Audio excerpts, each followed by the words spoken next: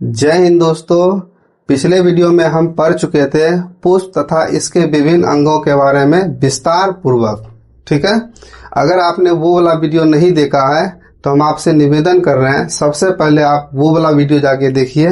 उसके बाद इस वीडियो में हम लोग पढ़ेंगे पराग कोश की संरचना, लघु बीजाणु ध्वनि की संरचना, क्या होता है लघु बीजाणु, क्या होता है परागकण, है ना, परागकण से होने वाला एलर्जी क्या है, परागकण का आहार के रूप में हम कैसे इस्तेमाल करते हैं, यहाँ तक कि पढ़ेंगे परागकण का भंडारण हम कहाँ पे करते हैं। ठीक है, पिछले वीडियो में हम आपको बताए थे, इसके बाद हम समझते हैं। देखिए, कल हम आपको बताए थे पुंकेसर के बारे में। ठीक है, पुंकेसर की संरचना कुछ इस प्रकार से होती है। ऊपर वाले जो थैली है इसे हम कहते हैं पराग कोश, और इसी को अंग्रेजी में कहते हैं एंथर। अंग्रेजी में इसी को कहते हैं एंथर। ठीक है, अब एंथर जो है, जैसे मान के चलिए ये पूरा जो है ये पराग, ये क्या कहते हैं, इसको पुंकेसर है। इसके ऊपर से जो एंथर वाला पार्ट है इसको काट के इस तरह से हटा दिए। अब इसी चीज को जब हम ऐसे ऊपर से काट देंगे इसको और ऊपर से देखेंगे तो हमें कुछ इस प्रकार की संरचना दिखाई पड़ेगी। ठीक है, अब देखिए इस संरचना में अर्थात परागकोश में दो पाली होती है। ये वो वाला पाली नहीं है जो हम हेरा फेरी मूवी में देखे थे, अर्थात ये बाबू भाई का पाली नहीं है। इसमें जब आप ध्यान से देखिएगा तो ये ऊपर में दो गो है और नीचे दो गो है, इस तरह से ये दो पाली है। ठीक है, और प्रत्येक पाली में दो कोष्ठक पाए जाते हैं, अर्थात प्रत्येक पाली में दो चैम्बर पाए जाते हैं और इनके चारों कोनों पर एक एक लघु बीजाणु ध्वनि पाई जाती है। देखिए यही बात लिखे हम, प्रत्येक परागकोश में दो पाली पाई जाती है और प्रत्येक पाली में दो कोष्ठ अर्थात दो चैम्बर पाए जाते हैं। इसकी संरचना अगर आप ध्यान से देखिएगा तो देखिए इसकी संरचना चतुष्कोणीय दिखाई पड़ेगी, जिसको टेट्रा एंगुलर भी कहा जाता है। यही लिखे हैं, इस यह एक चतुष्कोणीय संरचना है जिसके चारों कोनों पर लघु बीजाणु ध्वनि अर्थात माइक्रोस्पोरेंजियम या माइक्रोस्पोरेंजिया होती है। ठीक है, अब देखिए ध्यान से समझिए, ये जो आप संरचना दिख रहे हैं 1 2 3 4, ये चारों है लघु बीजाणु ध्वनि। ठीक है, जब ये लघु बीजाणु ध्वनि विकसित हो जाती है तब यही कहलाती है परागपुटी। ठीक है, तो इसीलिए हम लिखे हैं विकसित लघु बीजाणु ध्वनि ही क्या कहलाती है, परागपुटी। लघु बीजाणु ध्वनि और परागपुटी में क्या अंतर है? लघु बीजाणु ध्वनि में लघु बीजाणु का विकास होता है, जबकि परागपुटी में परागकण का विकास होता है। ठीक है, तो आप समझ गए लघु बीजाणु ध्वनि और परागपुटी में क्या अंतर है। अब समझिए सबसे पहले लघु बीजाणु जनन क्या है। ठीक है, लघु बीजाणु जनन को समझने से पहले हम कुछ परिभाषा जो है, जो काल्पनिक रूप से सत्य है, उसे जानते हैं। ठीक है, जैसे मान के चलिए कहेगा फलना जनन क्या, आपसे पूछ लेगा फलना जनन क्या है। जनन का मतलब है बनना, जनन का मतलब है बनना। तो क्या बनना, फलना का बनना क्या कहलाता है, फलना जनन। अर्थात अगर हम इसको स्टैंडर्ड रूप में बोलेंगे तो फलना बनने की क्रिया को फलना जनन कहते हैं। जैसे मान के चलिए बोल रहे चिलना जनन।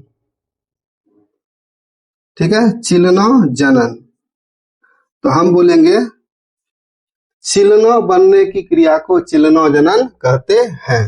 अब सवाल उठता है आखिर फलना बनेगा किससे? फलना बनेगा फलना मातृ कोशिका से, तो बोलेंगे फलना मातृ कोशिका से फलना बनने की क्रिया को फलना जनन कहते हैं। उसी प्रकार से चिलना मातृ कोशिका से चिलना बनने की क्रिया को चिलना जनन कहते हैं। यह केवल एक काल्पनिक रूप से सत्य बात है, जबकि वास्तविकता यहाँ पे है, यहाँ है लघु बीजाणु जनन। तो इसी हिसाब से अगर आप इसको देखिएगा तो आप बोल दीजिएगा पराग मातृ कोशिका से, है ना, लघु बीजाणु के बनने की क्रिया को लघु बीजाणु जनन कहते हैं। लेकिन फिर भी अगर मान के चलिए आपके पास टाइम नहीं है तो कम से कम आप इतना बोल दीजिए इसको देखकर लघु बीजाणु के बनने की क्रिया को लघु बीजाणु जनन कहते हैं। ठीक है, अब देखिए ये लघु बीजाणु जो है, ये लघु बीजाणु जिसको माइक्रोस्पोर कहा जाता है, यह बनता है लघु बीजाणु ध्वनि में। ठीक है, लघु, देखिए यहाँ पे आप समझिए, जैसे ये है लघु बीजाणु ध्वनि, ठीक है, इसके अंदर छोटे छोटे कणनुमा संरचना पाई जाती है जिसे हम कहते हैं लघु बीजाणु। इसको कहा जाता है लघु बीजाणु, अंग्रेजी में कहते हैं इसको माइक्रोस्पोर। ठीक है, तो सबसे पहले हम समझते हैं इस लघु बीजाणु ध्वनि की संरचना को।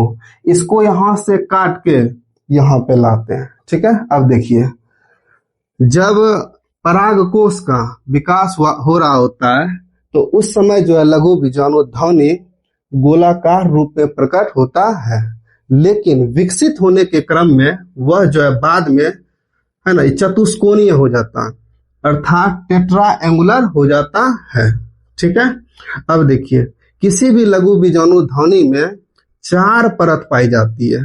सबसे पहला है बाह्य त्वचा, जिसे अंग्रेजी में एपिडर्मिस कहा जाता है। दूसरा है मध्य परतें, जिसे अंग्रेजी में मिड लेयर्स कहा जाता है। तीसरा अंतस्थिसियम, जिसको अंग्रेजी में इंडोथिसियम कहा जाता है। जबकि चौथा और आखिरी है टेपिटम, है ना, इसको अंग्रेजी और हिंदी दोनों में टेपिटम ही कहा जाता है। देखिए, अब एपिडर्मिस क्या है? लघु बीजाणु ध्वनि का जो सबसे बाहरी परत है, अर्थात लघु बीजाणु ध्वनि का जो सबसे बाहरी भित्ति है, उसको एपिडर्मिस कहते हैं। ठीक है, अब उसके बाद एपिडर्मिस के जस्ट बाद वाला जो लेयर है उसको इंडोथिसियम कहते हैं। ठीक है, लघु बीजाणु ध्वनि का जो सबसे बाहरी भित्ति होगा वो कहलाएगा एपिडर्मिस, और लघु बीजाणु ध्वनि का बाहरी एपिडर्मिस के बाद वाला जो भित्ति होगा वो कहलाएगा इंडोथिसियम। ठीक है, ये जो मध्य परतें हैं ये जनरली क्या होता है, ये नष्ट हो जाता है, और लघु बीजाणु ध्वनि के अंदर जो लघु बीजाणु विकास कर रहा है उसके पोषक के रूप में इसका उपयोग कर लिया जाता है। इसीलिए लिखे हम यहाँ पे, ये जो है नष्ट हो जाते हैं और लघु बीजाणु का पोषक बन जाता है। देखिए, अब आते हैं इंडोथिसियम में। आपको इंडोथिसियम के बारे में बता, एपिडर्मिस के बाद वाला जो लेयर है वो कहलाता है इंडोथिसियम। ठीक है, अब ये जो इंडोथिसियम है ये क्या होता है, प्रायः इसकी भित्ति मोटी हो जाती है, लेकिन जहां पर परागकण निकलने का स्थान होता है ना, वहां की भित्ति पतली रह जाती है, जिसे हम स्टोमियम कहते हैं। ठीक है, अब आते हैं टेपिटम। टेपिटम जो है किसी भी लघु बीजाणु ध्वनि का सबसे भीतरी भित्ति है, अर्थात सबसे आंतरिक भित्ति है। ठीक है, इसमें सघन जीव द्रव पाया जाता है। जीव द्रव हुआ प्रोटोप्लाज्म, जैसे आप अंडा देखे होंगे। ठीक है, इसके बीच में गोलाकार संरचना होती है जिसे यॉक कहते हैं, है ना। इसके बाहर जो अर्ध तरल दानेदार पदार्थ पाया जाता है जिसे जीव द्रव या प्रोटोप्लाज्म कहते हैं। इसी जीव द्रव या प्रोटोप्लाज्म जैसी संरचना जो है टेपिटम के अंदर पाई जाती है। इसके अंदर जो है टेपिटम के अंदर 1 या 2 केंद्रक हो सकते हैं।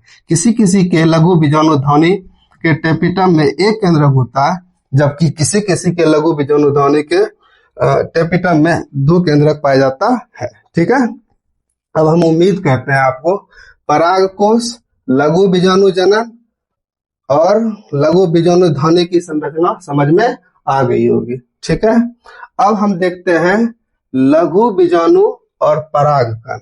देखिए, समझिए लघु बीजाणु और परागकण क्या हुआ।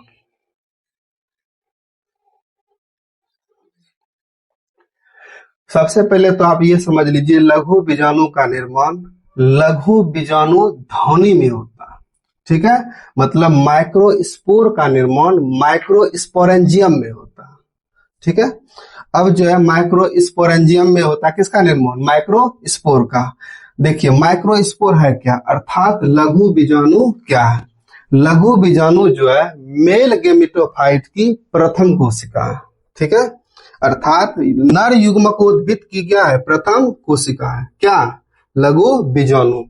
लेकिन जब किसी लघु बीजाणु के ऊपर भित्ति का निर्माण हो जाता है, अर्थात लघु बीजाणु जो है जब उसको मान के चलिए एक मतलब कर रहे हैं, ठंडी मार दिया और वो जैकेट पहन लिया, अर्थात इसके ऊपर जब भित्ति बन जाता है ना, तो उसी को कहते हैं पराग कण। मतलब नहीं समझे, एक बार फिर से समझा है। देखिए, जैसे मान के चलिए कह रहे हैं ये लघु बीजाणु है, इसकी संरचना अंडाकार होती है, ठीक है। अगर ये इसी रूप में है तो इसको बोलेंगे लघु बीजाणु। लघु बीजाणु है क्या? तो लघु बीजाणु जो है मेल गेमेटोफाइट की प्रथम कोशिका, ठीक है। लेकिन जब इसके ऊपर भित्ति का निर्माण हो जाता है, जैकेट पहन लेता है, तब इसी चीज को हम कहने लगते हैं पराग कण। इसके ऊपर जो है दो भित्ति का निर्माण होता है। एक है सबसे बाहरी भित्ति, एक है बाहरी भित्ति, ठीक है, जिसको एक्साइन कहा जाता है। जबकि एक है आंतरिक भित्ति, है ना, एक है आंतरिक भित्ति।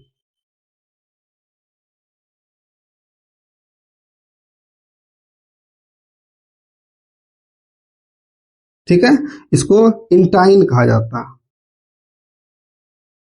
इसको हिंदी में कहते हैं बाह्य चोल,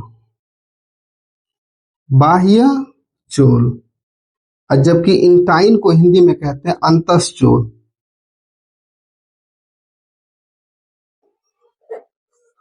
ठीक है। अब बाह्य चोल जो है एक विशेष प्रकार के पदार्थों का बना होता है, जिसे हम स्पोरोपोलेनिन कहते हैं। ठीक है, बाह्य चोल स्पोरोपोलेनिन का बना होता है। जबकि ये जो अंतस्चोल है अर्थात इंटाइन है, ये बना होता है पेक्टोसेलुलोज का।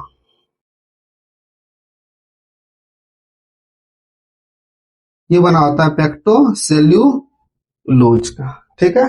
अब देखिए, जो इसका बाहरी परत है जो स्पोरोपोलेनिन का बना हुआ, यह एक ऐसा पदार्थ है जो पराग कणों को भारी तापमान या आर्द्रता या फिर पीएच में परिवर्तन से जो बुराई उत्पन्न होता है, उससे ये क्या करता है, उसकी रक्षा करता है। अर्थात अगर प्रकृति में अम्ल वर्षा भी हो जाए तो पराग कणों का कुछ भी बाल बाका नहीं हो सकता है, क्योंकि उसके ऊपर पाए जाने वाला स्पोरोपोलेनिन उसकी बेहद रूप से रक्षा करते हैं। ठीक है। अब देखिए हम क्या सब इसमें लिखे हैं। सबसे पहले देखिए, लघु बीजाणु नर गेमेटोफाइट की प्रथम कोशिका, जो हम आपको बताएं। उसके बाद होता है लघु बीजाणु का आकार जो बहुत ही छोटा होता है, ये धूल के कण की तरह दिखाई पड़ता है। यह जो है अंडाकार होता है। इसका व्यास जो है 25 से लेके 50 म्यू का मतलब माइक्रोमीटर होता है। जब लघु बीजाणु के ऊपर भित्ति बन जाती है तो उसे परागकण कहते हैं। देखिए जो यहाँ पे हम आपको बताएं। ठीक है, परागकण में दो भित्ति पाई जाती है। एक होता है बाहरी भित्ति और एक होता है भीतरी भित्ति। बाहरी जो भित्ति है उसे बाह्य चोल कहते हैं और अंग्रेजी में एक्साइन कहते हैं। ठीक है। और जबकि भीतरी जो भित्ति होता है इसको अंतस्चोल कहा जाता है और अंग्रेजी में इंटाइन कहते हैं। ठीक है। एक्साइन अर्थात बाह्य चोल जो है स्पोरोपोलेनिन नामक पदार्थ का बना होता है, जबकि अंतस्चोल अर्थात इंटाइन जो है पेक्टोसेलुलोज का बना होता है। स्पोरोपोलेनिन एक ऐसा पदार्थ है जो पराग कणों को तापमान या फिर अम्ल वर्षा से क्या करता है, रक्षा करता है। ठीक है, तो ये चीज है। ठीक, अब देखिए परागकण के बारे में इतना कुछ तुम लोग पढ़ लिए। अब परागकण जो है कुछ एलर्जी भी उत्पन्न करता है। सभी परागकण जो है एलर्जी उत्पन्न नहीं करते हैं, जबकि कुछ ऐसे भी परागकण हमारे प्रकृति में मौजूद है जो बेहद रूप से एलर्जी उत्पन्न करते हैं। जैसे घास में दूब घास, जिसको गांव घर में दुबरी कहा जाता है। ठीक है। दूसरा है डायकेंथियम एनुलेटम।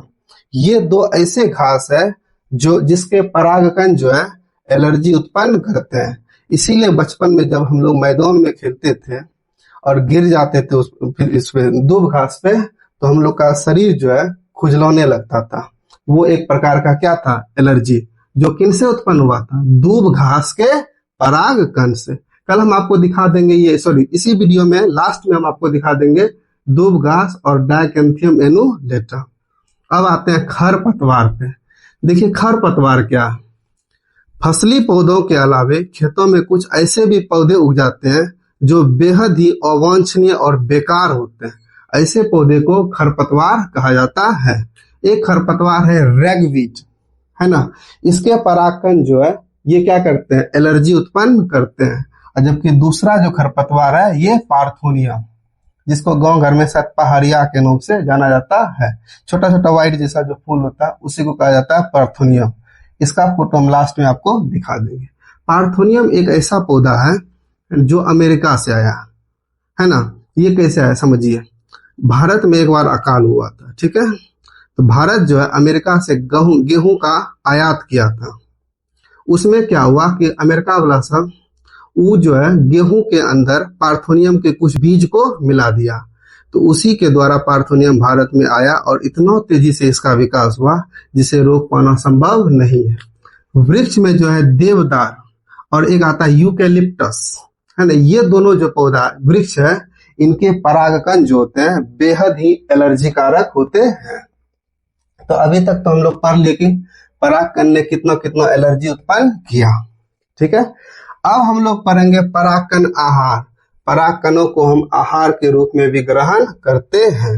देखिए, परागकण में भरपूर मात्रा में पोषक तत्व पाया जाता, भरपूर मात्रा में, है ना, प्रोटीन पाया जाता है, खनिज लवण पाया जाता है और विटामिन पाया जाता है, खास करके विटामिन बी पाया जाता है। अब देखिए, इसके अलावे जो है परागकण की जीवन क्षमता, कुछ परागकण ऐसी होती है जिसकी जीवन क्षमता कुछ मिनट की होती है, और जबकि कुछ ऐसे भी परागकण होती है जिसकी जीवन क्षमता महीनों तक होती है, अर्थात 30 मिनट से लेकर मैक्सिमम 6 महीने तक इसका जीवन काल हो सकता है। जैसे गेहूं और बाजरा जो है इसका जीवन काल 30 मिनट का होता है। सूर्यमुखी जो है इसका जीवन काल 3 घंटे का होता है। सोलेनेसी, ब्रेसिकेसी, है ना, ये सब कुल के पौधे का जीवन काल 3 महीने तक का होता है, ठीक है, समझ में आ गया। अब इसके बाद देखिए परागकणों का भंडारण कैसे किया जाता है। जो भी वांछित पौधे का परागकण है उसका भंडारण जो है तरल नाइट्रोजन में किया जाता है, ठीक है। उसका टेम्परेचर जो होता है -196 डिग्री सेल्सियस होता है, अर्थात इतना कम टेम्परेचर पे परागकण को संग्रहित किया जाता है ताकि वांछित गुण वाले पौधे का विकास किया जा सके, ठीक है। तो अब हम उम्मीद करते हैं बोर्ड पर लिखी हुई सारी बातें आपको अच्छी तरह से समझ में आ गई होगी। अगर आप इसको समझ लिए हैं तो आप इसका स्क्रीनशॉट लेके रख सकते हैं, ठीक है। मिलते हैं नेक्स्ट वीडियो में, धन्यवाद।